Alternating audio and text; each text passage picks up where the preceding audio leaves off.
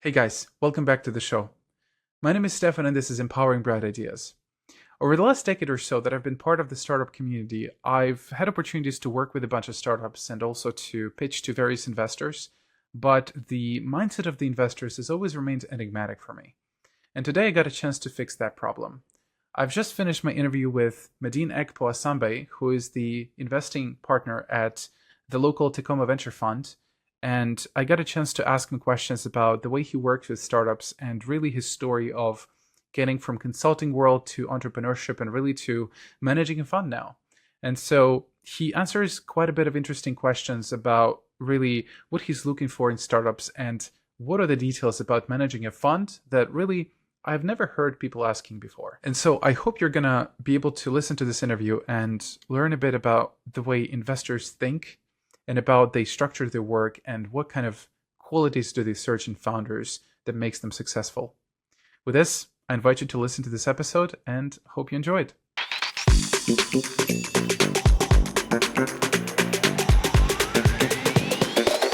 Let's get started. So I usually like to get started with a quick introduction about who you are. So how about you give me a 30-second pitch about who you are, what do you do, and why should folks listen to you? Oh, I love it. Well, yeah, my name is Madin Akpo-Esambe. I am an investment partner at Tacoma Venture Fund, which is a seed and Series A investment fund based in Tacoma, but investing across the Pacific Northwest, sector agnostic. And bit of my background prior to joining TVF, I worked as an operator, been a consultant for major Fortune 500 companies, and then was a founder myself in the travel tech space. So really, I give a unique perspective, I think, from both sitting in the founder seat to now being in the investor side and working with companies. You do, and you're also very young, which is especially This is inspiring true. for folks like Yes, it's myself that another it's actually generation. possible. Yeah, Absolutely, absolutely. there is a lot to unravel here, but let's get started with a bit of your background. So, Please. perhaps you can tell me a bit more about how you got started and what was your career before your first, basically your startup Trava, I believe, was your latest one, and what brought you to this path of entrepreneurship? Since I believe consulting was your background and like that, I'm sure has very good opportunities, so you had to switch for some reason. Yeah, yeah. Well, I mean, geez, how far back do I go? It's a good question, but I guess maybe just like a little bit of background on me and how it kind of shaped me getting to this point. So I am a son of Cameroonian immigrants. Was born in the Midwest and grew up in the Cleveland area, and just kind of lived a fun, multicultural, sports-heavy a life. And I think when I looked at like, early innings of career opportunities, what was out there, some of the areas where I got really interested in early on was debate. So I was in Model UN. I would always represent different countries in high school. And it was really fun just getting a chance to get entrenched into some policy, something that's going on, and then go and debate it and really like live that, own it, communicate it out. I was like, all right, I'm thinking about what professions, what careers are out there. Medicine always just gets kind of thrown at me or in the realm, or maybe there's business, maybe there's things like that. But I ended up going out to college at Northwestern in Chicago. I was an econ major, and in that was kind of navigating this world of like, all right, I like this debate. I just want to see what else is out there. I love communicating, working on teams, things like that. At Northwestern, just joined a ton of different clubs. I started actually in finance for my first work experience, analyst work at Goldman Sachs, and then worked my way over to consulting. And that was really the first kind of aha for me. The thing I loved with consulting was just kind of this get a general playbook, learn how to get into Excel, and then as a 20 something year old, like be thrown in front of these massive Fortune 500 companies and working as a team to build a story. And I think really dive in with customers, really build a narrative, and give some really strong insights on where the company is going, how we see it growing. There is this awesome path in consulting that's like making your way to partner. Yeah, I saw a lot of early innings of what that would look like, and frankly for me, I didn't want to sell projects as a whole for forever.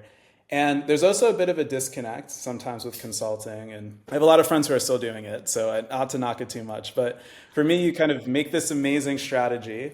and then you hand it over. And I hated that handing it over portion where I didn't actually get to live out, all of the work that I had put together and these ideas that I loved. So fast forward a little bit, I was looking to get out of consulting, and of the companies that I worked with, the tech ones were the most interesting to me. I love the diversity of thought. You have engineers, you have salespeople coming together, building something that didn't exist, and there's just a lot of allure to that. I looked a little bit at venture, but was like, hey, this is a really difficult path to get into.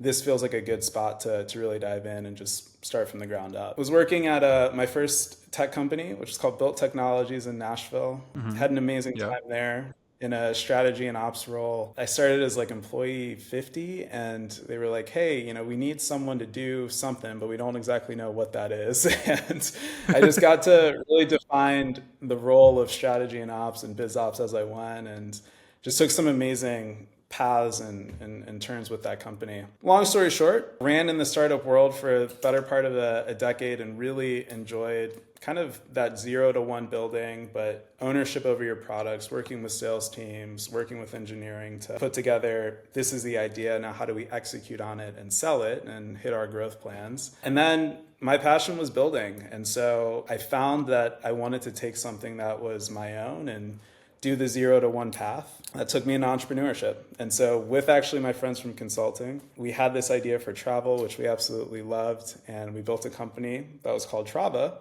and had a whole chapter of life, really taking that zero early founder journey as well. Said a So, lot there, but that's yeah, at I least mean, background and winding path to my last stop. That was Trava. well, first of all, I want to say I've spoken to quite a bit of folks who left consulting for entrepreneurship space, and I hear very similar stories about the Yeah. ownership aspect of, you can tell people what to do, but you can never basically make them do it, which is tough. Yeah, so it makes a lot of sense. And also, Yep. I feel like consulting, it really doesn't give you that access to actually seeing how small teams are being built and how to Yeah. grow like small ideas that really have a lot of potential, because you usually engage consultants at a larger scale where you're pretty slow, I'd say. So yeah, Hmm. I definitely see why you switched. But what actually made you switch to basically consider the travel space? Trava, I believe it's related to tourism. So why Yeah. tourism? So very different than the work that I had done professionally, right? So when I was Oh yeah. working, my tech companies, both Built and Divvy Homes that I worked with, more on the enterprise sales cycles, very different models that I can chat in depth about. But really for me, travel and food have just always been a passion. My wife and I, like, we plot out our vacations like a year in advance. We're always wanting to see different places. I mean, my family's from Cameroon. Like, travel has just always been core, and I am a massive foodie, just like plotting out where to eat around the city. The big like problem that I think we always ran into, especially when we were planning group travel with friends, was that it's just a painful corralling process of getting everyone on the same page. I have the most disgusting spreadsheets that I've planned all my trips on always. No one really wants to look at it, but I'm like, I'm forging forward. And at the end of the day, we have this amazing trip together, but the actual process was super painful. For me, I'm like, okay, I'm still just using all these resources that are still out there, and they're helpful for research, but I would love something that really drove forward on coordinating the trip together. It was kind of like that modern day planning tool. Co-founders were friends from consulting. They'd been working on this idea for a long time, and I was really helping as like beta user number one and really defining what that looked like. As we were getting to a point where it's like, let's really take this to market and see what this looks like. It was a perfect intersection in my career where I was like, I've done this big tech thing for a while now. It feels like a really good time to actually jump into an area that's a passion of mine and build from 0 to 1. My long-term vision had always been to get a chance to invest in startups, and I'll talk about like why that is, what that looks like, but this felt like an amazing conduit of like, take my skills that I have now, take that learning journey. Ideally, we build it into something amazing, and then that could be that next chapter for me. So that's it at a high level, I guess. Yeah. Yeah, and I feel like that was you guys were building this still at the time. It's still active, correct? Yep. So Trava still Strava. exists, Yeah. still out there. My co-founders and I, we all work our full-time jobs, but we also continue to tinker, listen to users who are on the platform as they build and Hmm. grow. Continue to really, I think, just see a lot of insights as we go with it. And it's fun to kind of be on that cutting edge of the AI space, how we're trying to apply Of it to course. this industry as well. And it's interesting because I remember very vividly how Google has released also a travel planning tool a couple of years ago, where you were basically they were suggesting you different travel trips around certain cities and stuff like that, but they wind it down. Have you Yep. experienced that? And how close were you guys to that trip tool? I can't remember the name for some reason. Yeah, so the general learning that I think we had, and there's so many that I took from Of my course. time with Trava, and even as we continue to build. When we actually got out on the fundraising journey, travel and consumer was just like non-starters for a lot of investors. And we're sitting here racking our brains, It's a like, very why is crowded that? Why is that? Why marketplace. is that? It's incredibly crowded. And the reality too is that users are willing to try something once, but product market fit, the threshold is so much higher because it's the frequency of a trip that's happening. The bar has shifted to being so high for what you deliver on an early product as well, for it to take hold and be sticky. Ultimately, that's why you have just a vast graveyard of travel tools and plans that have been out there. We're building a product we absolutely love. We think it's going to be way better, and we're still very bullish on it. But I think there's that reality of all of the things that sprout up and the things that die.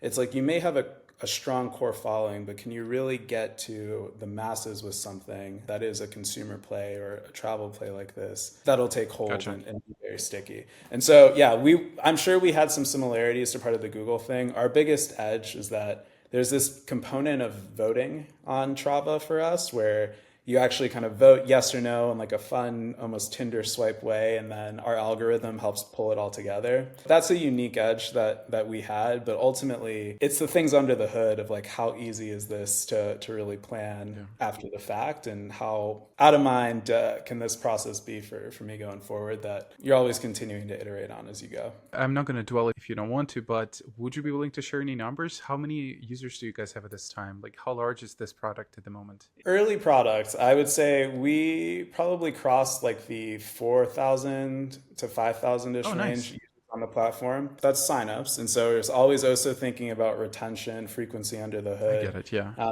think last I checked, we were in like the 20 to 30% monthly active user range. So it's That's certainly great. growing.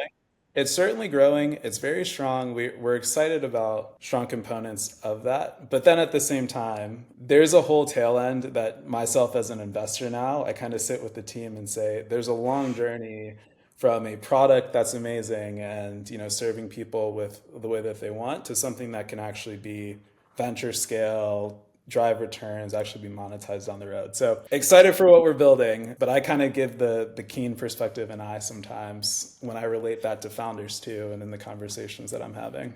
Well, let's be honest. This could be always a lifestyle business for folks. Yeah, and I It think sounds like a that's the fantastic idea. reality. Yeah.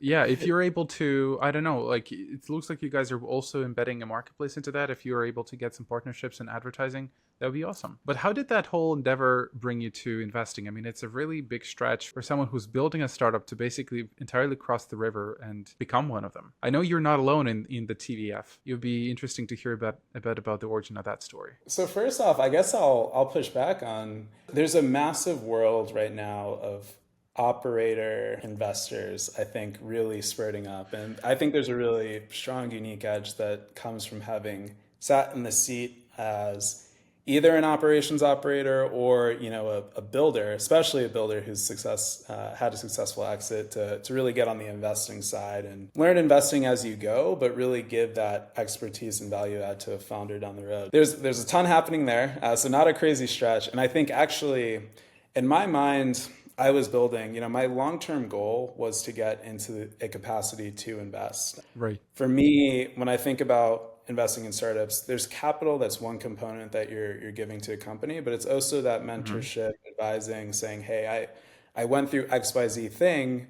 This is how I'm going to help you run out your dream. These are the extra insights that I can give you along the way as you build. That's always been really core to something I wanted to do. But the story of how that came about was a pretty serendipitous windabout way, but it was through Trava. As part of fundraising, I mean, we ran a massive, massive sprint as we went to market. Really, at that point, we'd built our MVP. We had our first users really growing, and we said, all right, now's the time. Let's get out there. Let's figure out what this looks like to get this thing funded, and us all work full time time for the next 2 years on really getting through the next few hoops. I ran through a gauntlet.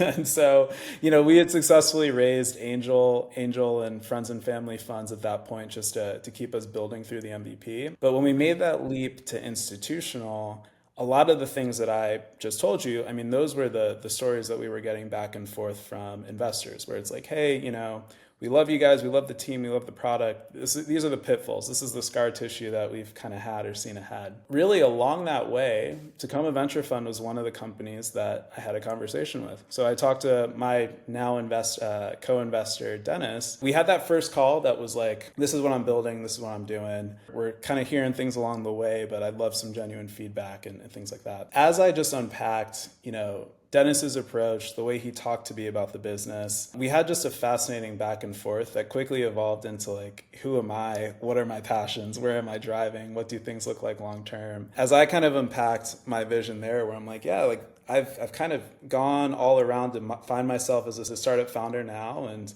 eventually want to invest. He was like, hey, you want to do this any sooner, or any interest in kind of seeing what that looks like? Wow. It kind of tails into the history of TVF and where the fund was at the time. But really, TVF was at the time wrapping up investments from their first vehicle, Fund 1, really kicking off Fund 2, which we're in now. It was a team of investors without really the startup or operating side on the crew. And I love my partners. I'll tell you about them at some point too. But I kind of saw this opportunity to come and give a different perspective, unique insight. I'm a diverse Black founder who also has operated and who is, in his 30s, right? Younger. And they valued that and really wanted to run with it. So last year I started as a venture partner, really just looking at deals first and seeing like, is this something that I really want to do? How does this play out?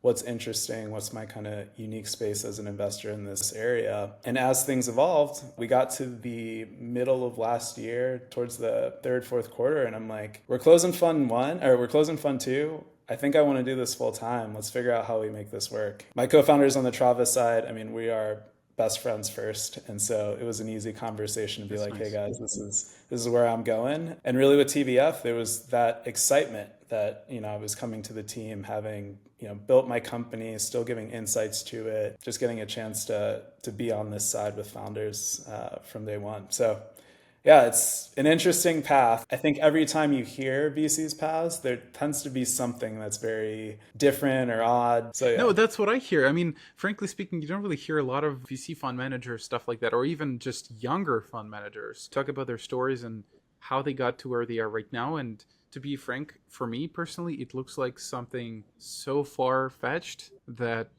just that's why I decided that I wanted to talk to you so much, because it's very interesting to hear this perspective.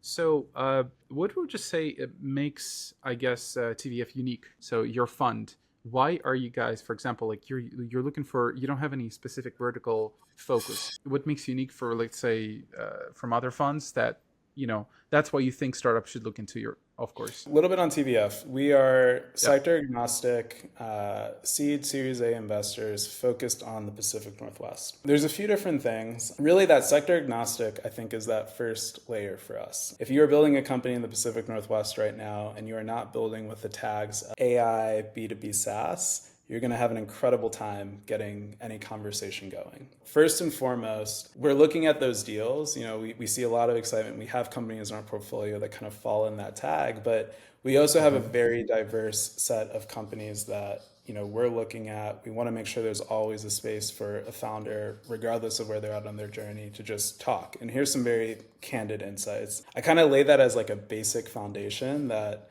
might sound pretty rudimentary, but I think gives a lot of dividends to founders building different things in this ecosystem. So that's the first layer. The second layer, building from that, is just our approach. At our core, we're just very metrics, KPI, like what is the business model behind what you're building is really the focus that we hone in on. The reason why I've said, we're not really pre-seed investors or seed is because our diligence process is really rolling up our sleeves, making sure that a founder can understand who their customers are, can really understand early innings of pricing, like what their goalposts look like in the next 3, 6, 12 months. Because where we like to partner and what we found our sweet spot to be is the KPI and objectives, key results approach helps us kind of chart a roadmap with the companies that we end up investing in, partnering in for the long haul. And what we're doing is we're going out and talking to all of the firms that we've seen participate in later seed rounds or A rounds with our portfolio companies and saying, hey, what are you seeing on the deals that work on your end? And us as a syndicate and as a partner, is this making sense for where they're going to need to be in the next 12, 18 months? Let's sit down, let's plot this out, let's make sure this makes sense so that you're ready for that next level. I think is a push that we define as being hands-on, but our founders who really buy into that see a lot of success, really see us as a partner with them in a true way outside of just capital as they grow. For example, if let's say if you guys are interested to work with a certain founder and you're ready to invest and give them that sort of kickstart capital, what does this partnership look like specifically on a day-to-day basis?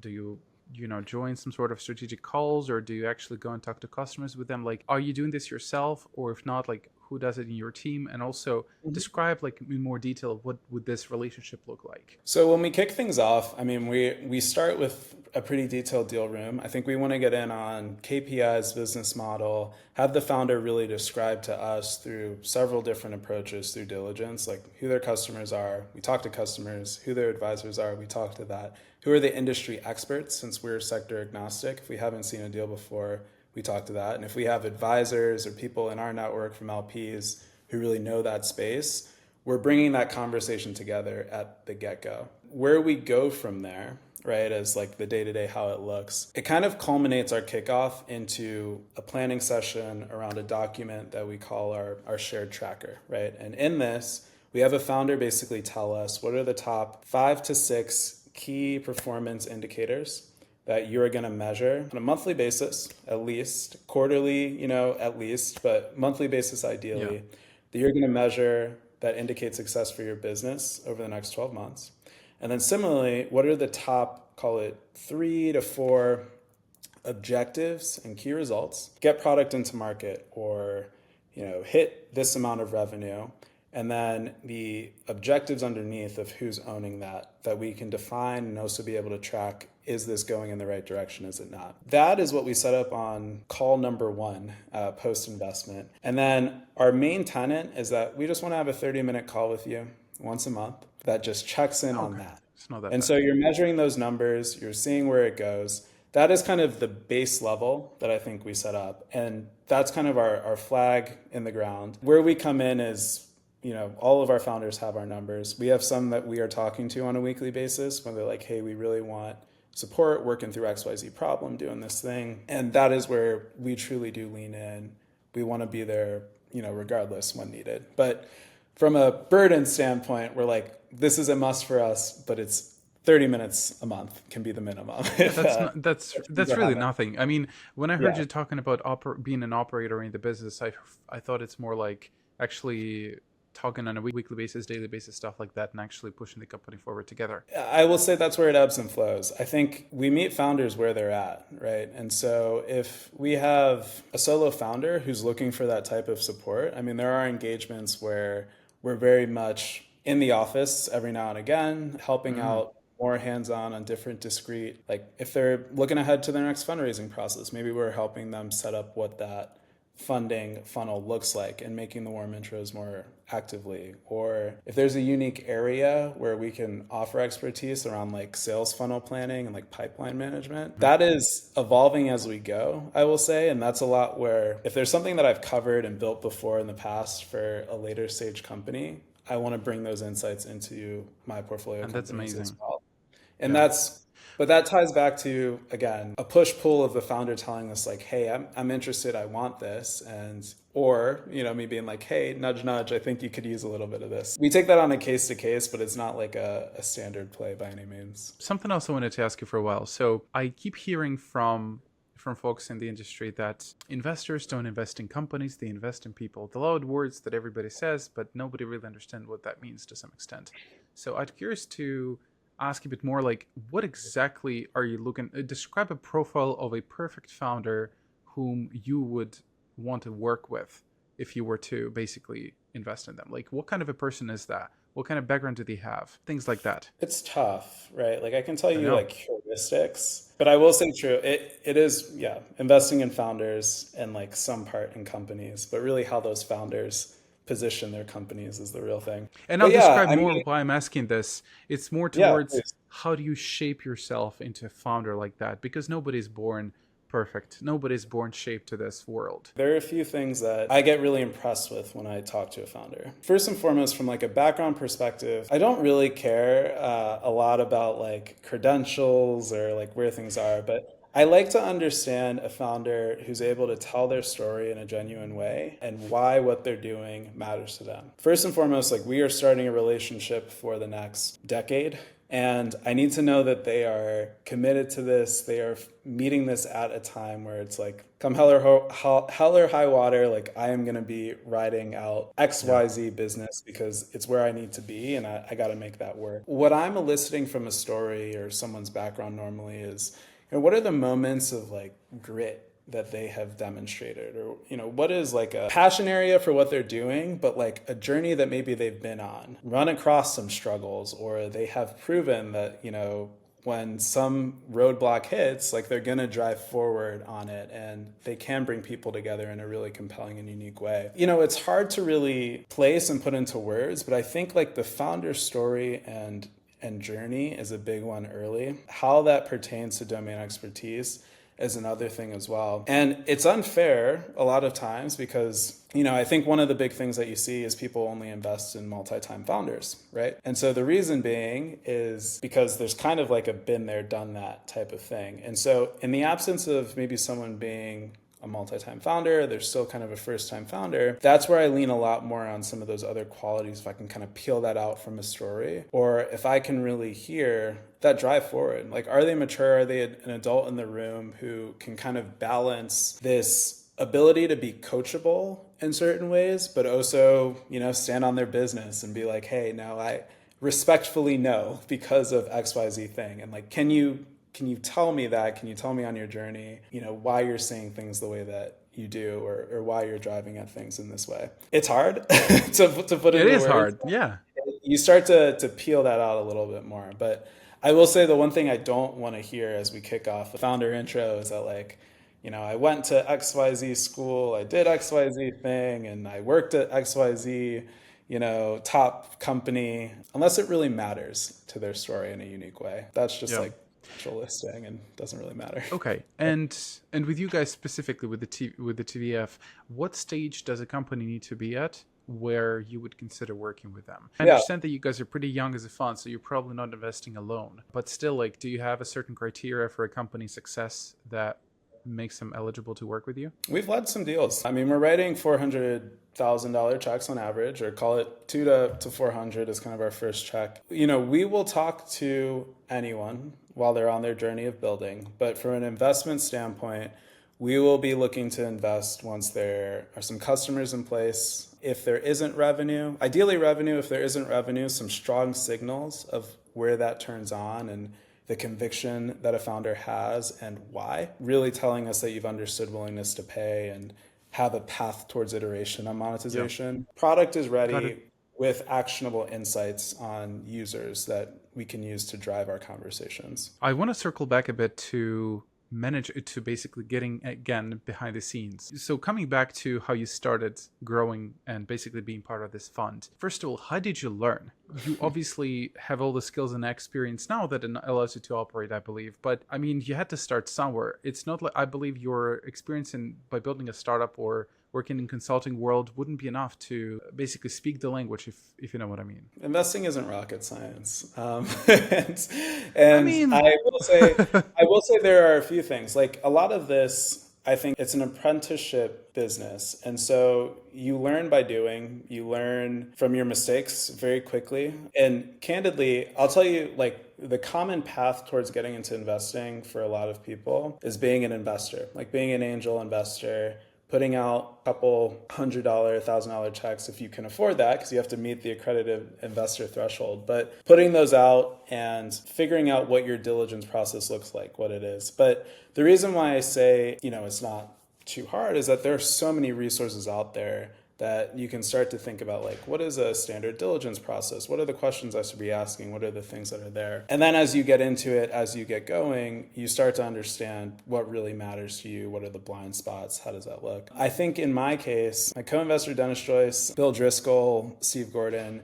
it's just an incredible team that, cared a lot about throwing me into the flames, but also being there to support, double check, give a critical eye, give a different opinion, and then really elicit that from me as well on their deals as they looked at it. And so like the nuts and bolts around like safes, valuations, things like that, like I'd seen a lot of it from the founder side, and then getting in on the investor side, it was really just learning what's different? How do we look at that? How do I do a quick retro on all of the 20-something deals that we've done and really see what I do differently, what I learn, what I'd kind of think forward on? I think what's been a common tenet throughout my career very early on, and like I kind of preach this from the rooftops, is do not be afraid to ask questions ever. Like don't pretend like you know something and you want to be the smartest person in the room, because it's not the way to learn. Or nobody gets value out of that. Exactly, yeah. So, if I ever come across something that I don't understand, I write it down. If it's in the moment in a comfortable spot to ask questions and just learn, then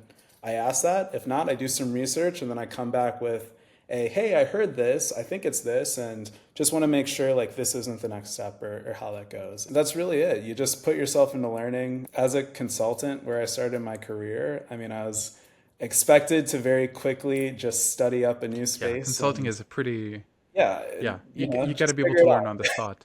Exactly. Yeah, I'd be curious to delve a bit deeper about in the different processes that go inside of a fund. So obviously you guys have two different audiences that you have to work with. You have to work with obviously your limited partners, LPs as you like to call them, and also you have to work with the actual startups whom you invest into. As for LPs, first of all, I've heard something interesting on the micro VC event when you were presenting. Can you explain a bit more? What does it mean? Because I've heard that VC funds are not allowed to advertise themselves. Could you please elaborate? What does that mean? How does that work? Technically, VC funds as like a financial instrument, we aren't allowed to go out and mass market or throw ourselves out there in that way. So there's kind of this very genuine grassroots effort that needs to happen of reaching out to the names and fund-of-fund institutions to get down for a coffee chat and then really start to express your story there and what you're driving towards and building. So it's a unique quirk in there. But why is that? Yeah, different. Why is that happening?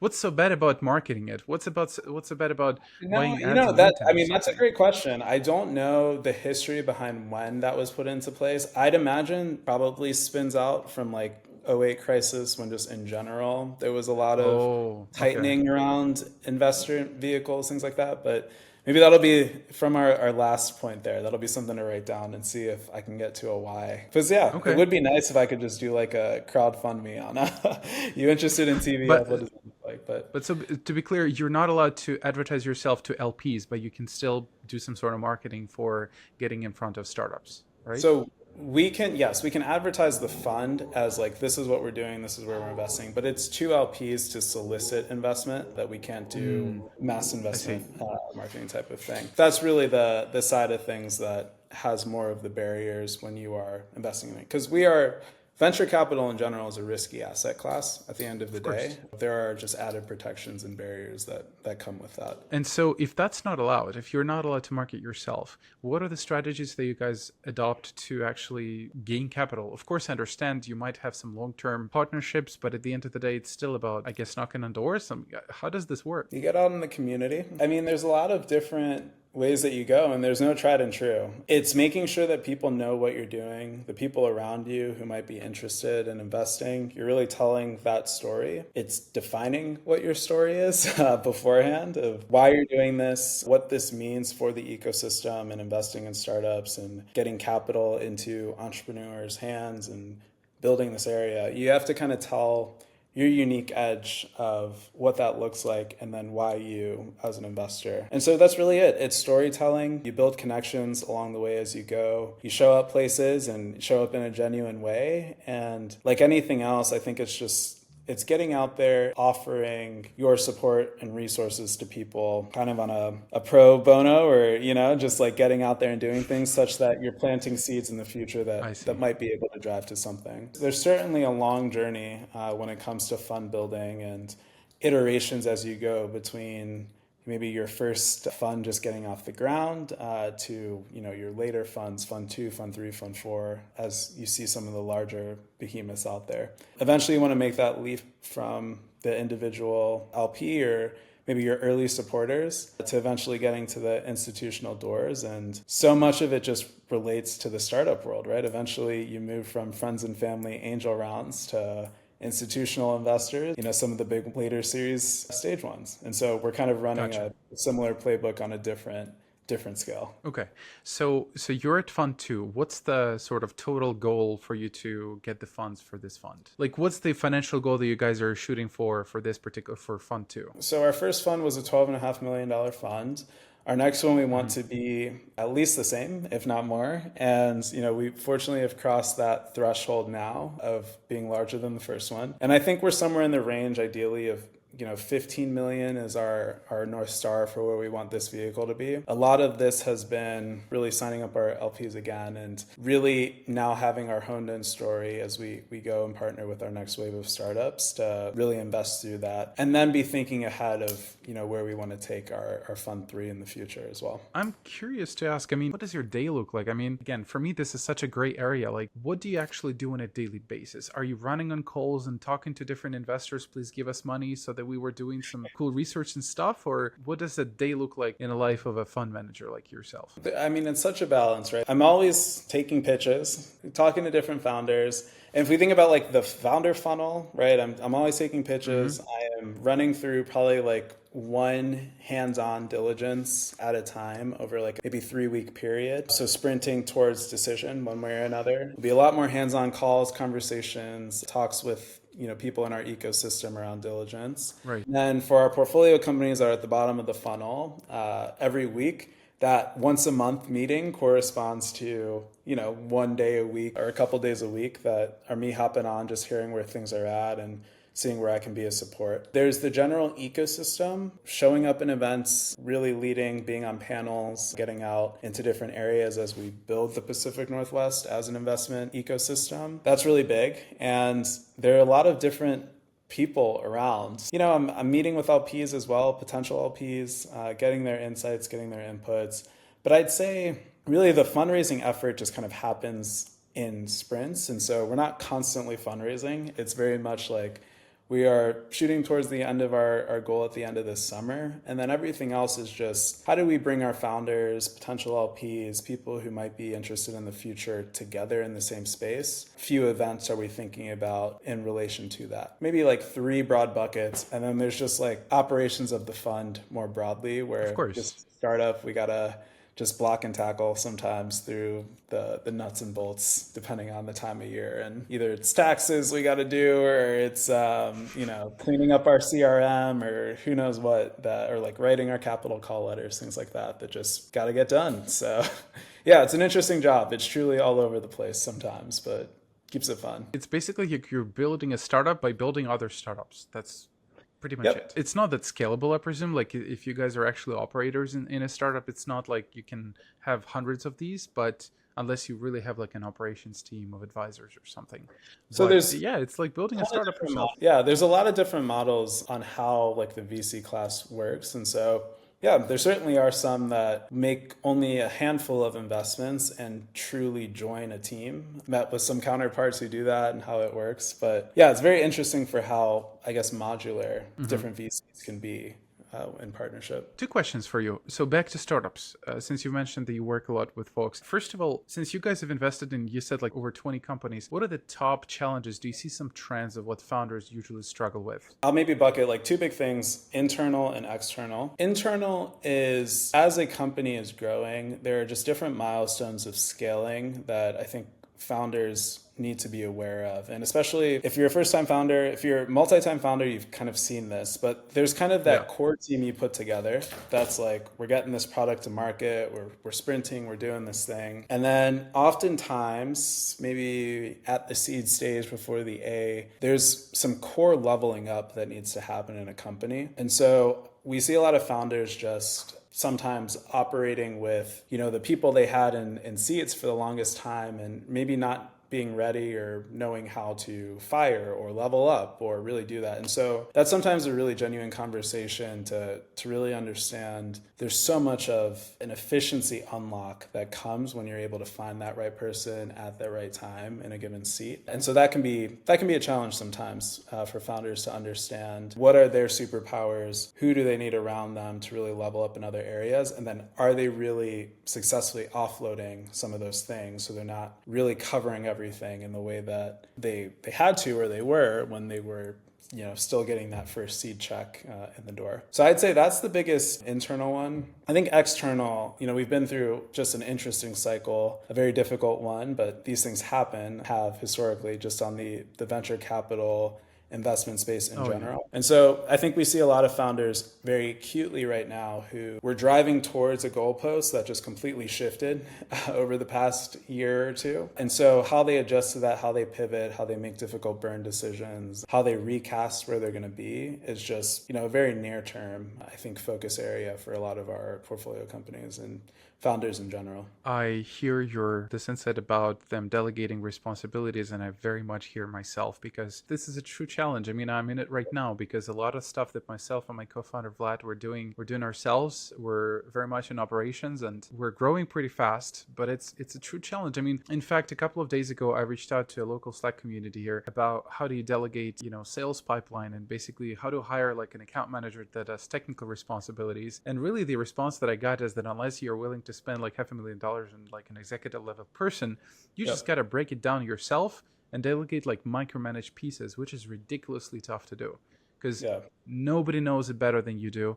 There's basically the answer was like, you are the only person in the world who is able to do what you do, because that basically brought you to this level and you'll never be able to replace yourself. I guess my next question to you is, do you see any particular frameworks that you see founders successfully apply to be able to get themselves out of certain pipelines? That's one. And two, what are the most common pipelines that founders should focus on first to basically unlock themselves to focus on something more important? Well, it's understanding their superpower, right? Every founder is a little bit different. Like if you are a strong technical founder, you're going to want to be close to the tech for as long as possible.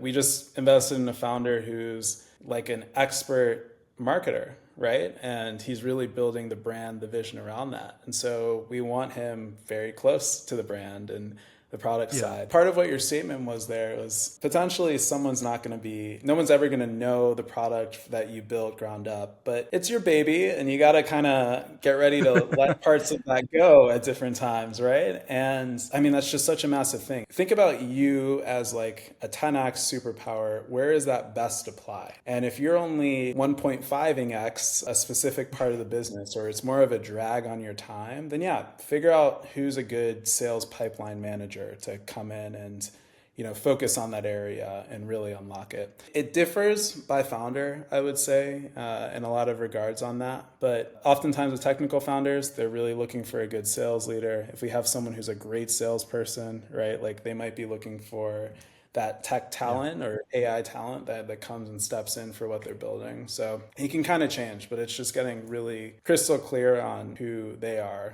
I think the one skill set that is really strong for founders across the board is, can they recruit? What's their ability to sell people? And I can see that is, can they sell me on the investment, right? Can they bring people in to work hard on a vision through the tough ups and downs that come with early stage venture and really be in for the long haul? If we roll it back too, that's a lot of what I'm also looking for when I first meet with founders as well. They're selling their story, and how effective are they at doing that? Do you see any particular industry verticals where up and coming folks who are looking for, what to do, where to find their ideas should focus on? Let's ignore the obvious AI space, but anything more particular? Do you see any leanings of the pitches that you hear all the time towards any space in particular? except for, again, like everybody's moving towards AI or something, I mean, I'm just a little bit different. AI is like a little bit of I just feel like it should be a bedrock, like underlying in a lot of businesses. And I don't really want to spend a lot of time unless you are truly building like an AI first, like Oh, vertical, okay. So, which I've okay, seen some of okay. those. And so like that's a good place to lean into. But I would say my advice for founders is there has to be a passion that you are going to want to peel back and talk to your customers. This is my point of view, but just learn a ton about the problem, the solution, and what is and isn't working with a given customer base. And so as that pertains to you, like make sure what you're aligning your time to from a vertical standpoint, you have that interest and you're passionate in.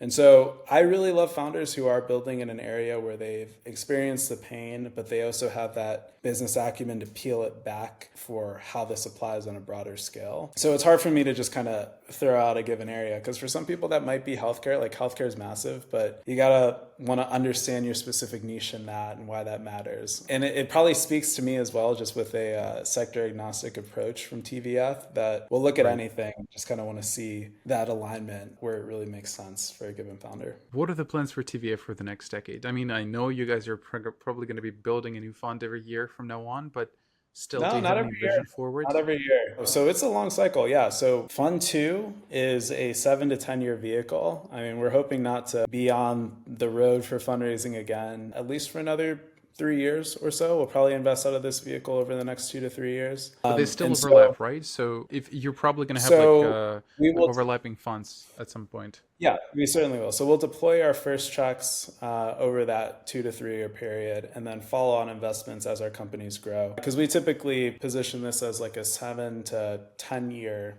investment vehicle for our LPs. When you think about that, where we're going to be in 10 years, I guess if that's the specific timeline, we will have winners. We will have massive winners. We already have winners from our Fund Yeah. 1. We have just amazing companies that we're investing in now in Fund 2. At our core of what we're doing, like we're going to have companies and founders that I think we've helped played a role in building generational wealth for themselves, for their families, making a difference from the businesses that they're putting out there. From TVF's side, right? Like we'll be ideally, I think, in our fourth vehicle at that point. North of 100 million, I think should be a good benchmark for us. And it will just be more impact for this region, more impact for the companies that are looking to get off the ground here. Yeah, Seattle, Tacoma, the Washington area has so much tech talent that it's kind of overlooked a lot of the times. And we want to be that conduit that helps bridge it from just talented builders, engineers, marketers, to talented founders. Unicorns build unicorns, so we want to make sure that we're a part of that from a ground floor level. And something else I wanted to outline, again, from that event where you've been pitching your Yeah. fund to other investors. I really liked when you had, when there was a conversation happening about what makes a founder unique, what makes them investable for especially a small fund, which has to be very careful about how do you invest your money. A lot of investments before, they have been made in folks coming from Ivy League schools and folks who have lots of connections and stuff like that. But what really spoke to me is that you focus on companies where founders have a great story to tell, and where founders, and you see successes from founders who have passed through a lot of challenges in their life. I remember stories about somebody escaping from the war and focusing and building an idea and really having nothing else behind them, and really just having to squeeze the most out of that opportunity to get it to success. Do you have any particular stories that you've seen over the years that are worth sharing, or any particular examples of how does that background affect the way entrepreneurs really reshape the future and really build really awesome ideas? I won't get into any specific stories, I think, on our founders or journeys, because probably personal to them on some of Of that. course. But people going through those struggles, and if you didn't grow up as a refugee or like whatever, it doesn't mean you can't express struggles or challenges that you've had. Having gone through those roadblocks, or putting yourself in uncomfortable situations and stepping outside of just the cookie cutter mold, I think we've just seen so much of just a will to push forward that really excites us when it comes to one of the more difficult things of building something from 0 to 1. Just at a high level, there's a reason we look for that. There's a reason why, like, how that founder expresses their story, and not necessarily that they've climbed a million mountains, but like what this thing meant in their journey, and how they channeled that into their next endeavor that brought them here. It's just a hunger. It's just a hunger to get something going and get it through. And that resonates a ton. Yeah, there's always amazing stories that I've heard. I can't tell other people's Yeah, well, stories that well, so of I'll, course. I'll Well, touch it there. But there are some awesome companies. I think just looking out maybe at our portfolio and digging into people across yeah. the board, I mean, there's some really incredible founders that we've invested in. Yeah, I was just going to say, you can't spoil it, but for those interested, please go to TVF website and check it out. Yeah, check it out. Um, Check it out.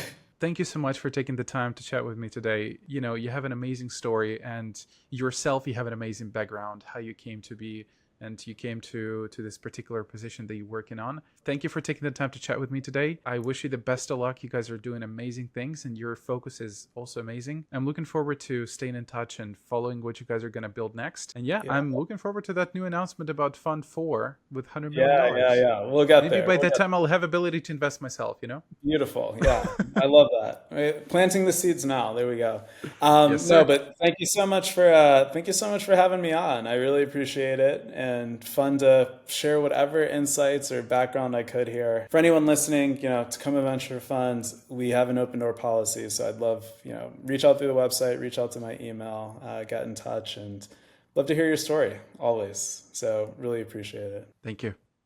Awesome.